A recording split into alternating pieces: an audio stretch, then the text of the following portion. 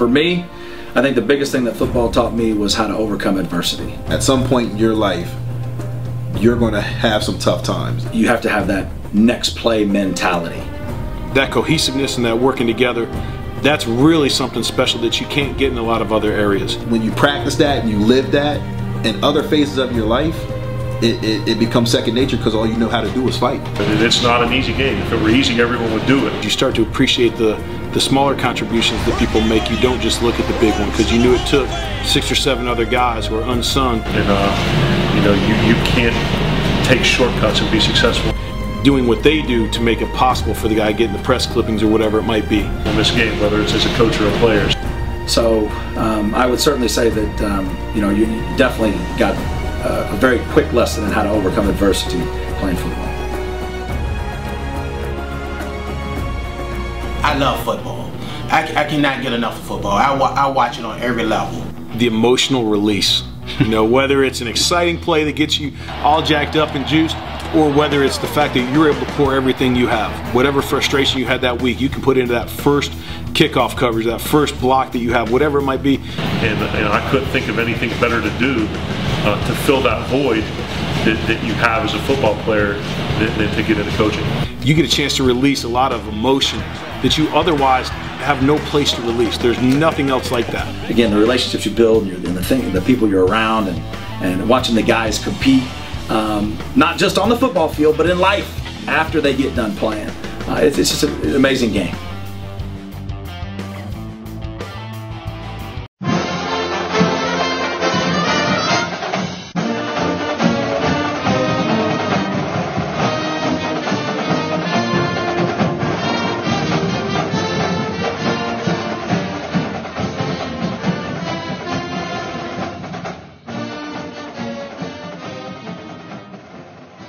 Welcome to another edition of Talking Ball with the Czar. I'm Emory Hunt, the Czar of the Playbook, and I'm here on the campus of Williams College with head football coach Kelton. Coach Kelton, thanks for taking time. Thank you, Emory. Appreciate it. First question, Coach, right off the bat. You're the first African-American head coach in Williams College history. What did that mean to you when this position came open, and what legacy you want to leave having this, I don't want to say burden, but having this opportunity to leave a legacy at the school? You know, it's a tremendous honor, Emory, to be able to be the first, you know, African-American football coach here at Williams and in the NESCAC, you know, which is our conference. Certainly, we've made tremendous strides in this business, and it like I said, it's an honor. But you know, I'm a ball coach, so I don't look at it like I'm the first African American. What I am is I was the next ball coach to come in here, and that's where we've gone with it. You know, we want to leave a legacy of having done things the right way, continuing the winning traditions here, and also. You know, we want to recruit great kids and give them a life-changing experience, and that's part of our philosophy of what we do here. You know, if you stay the course, you're going to have a great experience. You're going to win a lot of football games, and you're going to get a great education. You know, being here at Williams. Coach, you Massachusetts through and through. You're Boston born. You played at Wesley High School. Yep. In Boston, you played your college ball at Springfield College. Cradle of coaches, by the way. A lot of coaches came out of Springfield. Right. So when this job came up, this opportunity came up, was this almost like a can't pass up opportunity? It absolutely was a can't pass opportunity. I've known about Williams from my days of growing up here in Massachusetts, and having been in this business for a while. When the opportunity was there, you know, I did my research, and certainly. When I got the opportunity, I couldn't turn it down. It was also a chance for me to come home, because since I've been in the coaching business, I've never had an opportunity to be home. And so now, you know, after games, before games, my family's here tailgating and enjoying the atmosphere. I have friends who come up to games and the whole deal. And so that makes it very nice, because you have that family connection. That's also a part of what you do. When you're across the country, typically you just have your immediate family, but I have brothers and sisters, aunts and uncles, you know, cousins, friends, everybody who come to games, and so that's great. And then they always are, you know, shoot me emails saying, hey, I saw your game on local network television or what have you, friends from college who were still in the area, different things like that. So this was a dream come true true type of opportunity. Does that kind of help you as a coach kind of stay on point, knowing that, you know, there's nothing like strangers watching, but when your family and friends are watching, does that help you? They're your toughest critics, okay? I have friends who come and critique every move that I make. They're worse than some of the other fans that come. But it does force you to stay on point. But the great part about it is they do it out of love and fun, and so that makes it nice. Now, Coach, you're coaching at a tremendous academic program, one of the top academic programs in the country, not just the Northeast. And so you deal with a different challenge. You have to recruit a different type of athlete, sure. Student athlete, recruiting, the academic standards. I mean, heck, you was the first coach in Williams College history to debut and go undefeated in his first season. So sure. How are you able to maintain this level of success at a program where it's a little bit, I won't say the odds are stacked against you, it's not the odds, it's the fact that it's a little tougher to maintain this level of athletic excellence? Yeah, there are definitely some challenges in recruiting just because our pool is so small with being such a great academic institution. And so what we've had to do is try to think outside the box a little bit in recruiting, you know, and we have to, even at the Division III level, it's an all year and a half, 2-year kind of process in recruiting, and we have to build a big enough database so that we can cast a wide net and get the best players that we can. Certainly there are challenges with the academic standards getting higher and higher. And that's one of the things that we've been able to manage, and we've got some great people here who have been able to help us for sure. But what we say is we believe in our system and what we do, and the types of guys that we get are guys who want to be here, want to be a part of our program, believe in our system, and believe it or not, we beat a lot of schools on guys because of our high academic standards, but also the opportunity. You know, there's some guys who we have who, when you're an athlete, you want to play as much as you can, so we'll use the ability to play 2 sports sometimes with the limited spring situation that helps us out quite a bit. And we, again, we're thinking outside the box of how we can attract guys. I mean, this is a have place in that people want to be here to get the great education. So that makes it a little bit easier, but it's harder because we're competing against every school because our academic standards are so high, you know, and so we're competing against not only all the NESCAC schools, but all the Ivy League schools. We're competing against the Dukes and Stanfords and Northwesterns of the world to get those best and highest, you know, rated academic student athletes. And so you just got to stay on it. You got to stay on the grind. We have our meetings, and you know, weekly meetings every other day. We're talking recruiting. We're walking by each other's office talking recruiting, because that is the lifeline of your program.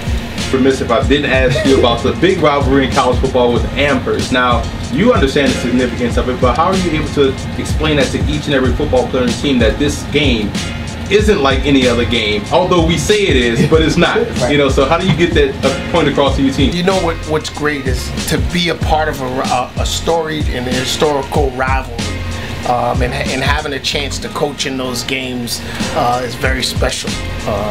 You know, they've been fortunate to get us the last couple of years, and you know, we were in a nail biter last year and turned the ball over, and you know, there were, you know, we had opportunities to have a better result, certainly, but being a part of that and the storied history and traditions of that game are very special.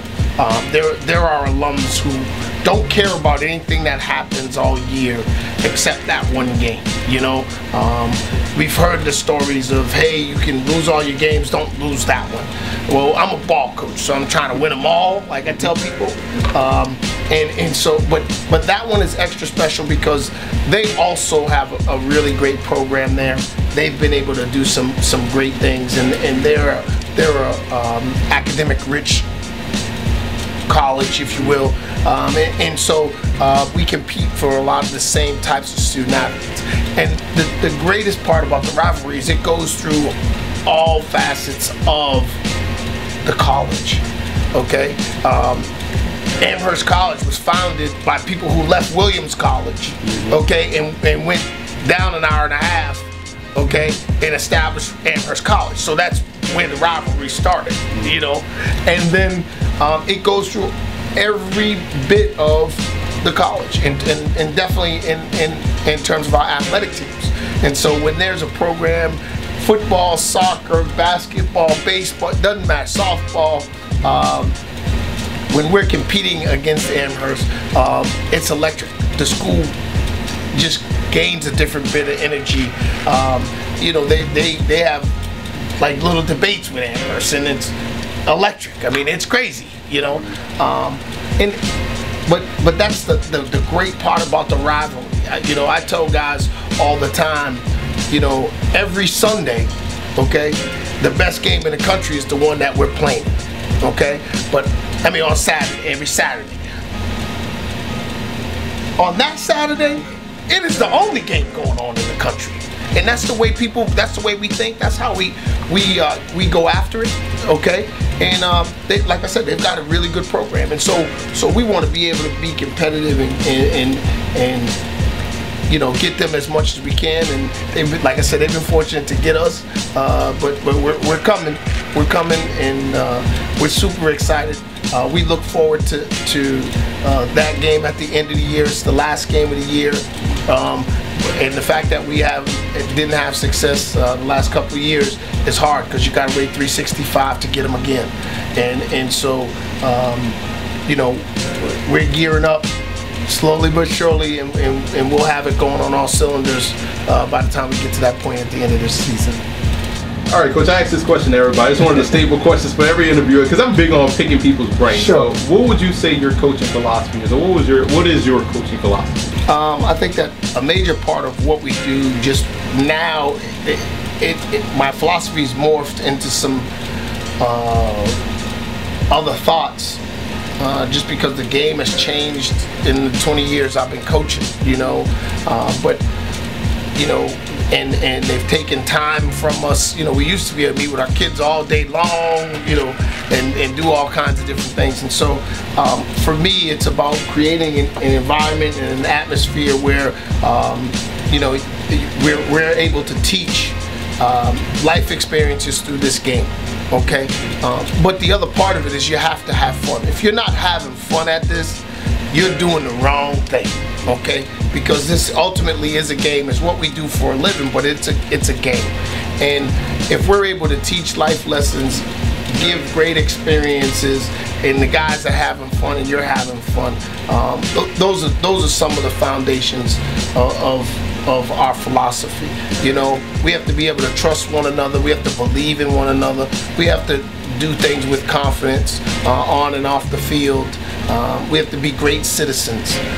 You know, those things are staples in what we do, and our guys try to live that every day, and we do as a staff. And you got to be able to get along. You got to let some things roll off your back, and you got to be hard on yourself. You got to work hard. You got to be hard on yourself, and because you're representing a constituency that is much bigger than just Williams and Williamstown. You know, there are alums all over the world who are, you know, expecting that you do the right things. There are people who are committed to Williams who aren't even Williams grads, okay, who believe in the philosophy of the college and what we do in this athletic program and this football program. And so you have to be an example for that. I tell my guys all the time, every day that we walk out, and I include us as coaches, that we walk out as a program, we're ambassadors for Williams and Williams College, and that's the way you have to believe. All right, Coach, if I'm a high school senior, you know, and I'm looking at all these different schools, I'm looking at Amherst, you know, sell me on Williams. What can I get if I come to Williams? You're going to get a once-in-a-lifetime experience, and what I say to guys is Williams prepares you for the next 40 years of your life, not just the next 4.